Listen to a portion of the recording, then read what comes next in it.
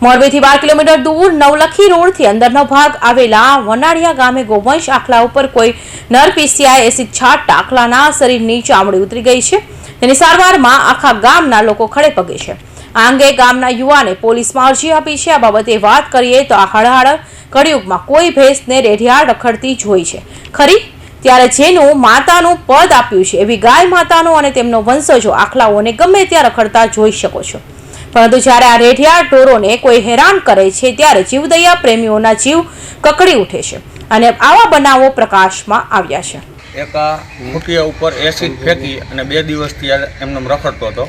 એટલે અમે ગામના લોકોએ ભેગા મળીને 10-12 જણા અમે પોલીસ સ્ટેશને અરજી આપી અને પોલીસવાળા લોકો પણ અહીંયા આવીને જોઈ ગયા અને જીવદયા કેન્દ્રમાં અમે કોલ કરીને ડૉક્ટરને બોલાવ્યા અને ડૉક્ટરે આવીને પણ એમની સારવાર કરી.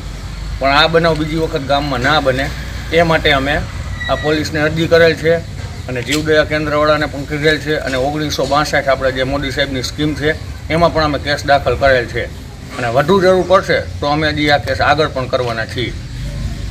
વનાડિયા ગામે ગોવંશ આખલા ઉપર એસિડ છાંટતા આખલે કણસતો ગામના પાદરમાં આવ્યો હતો. ત્યાં ગામના યુવાનો સહિતના મોટી સંખ્યામાં ગ્રામજનો ભેગા થઈ ગયા હતા અને ગોવંશ આખલાની સારવાર શરૂ કરી હતી. હાલ આ ઘાયલ આખલાને ગ્રામ પંચાયતમાંના પંટાગળમાં રાખવામાં આવ્યો છે અને તેની સારવાર કરવામાં આવે છે અને ખાવાનું પૂરું પાડવામાં આવે છે. તેમજ તેમની દવા પણ છાંટવામાં આવે છે. અને નરાધમ કામ કરનારાઓ તમને કડક કાર્યવાહી કરવા ગામના યુવાનોએ રોહિત વિલપરાય તાલુકા પોલીસ સ્ટેશનમાં અરજી આપી છે. શ્રીકાંત પટેલ, મોરબી.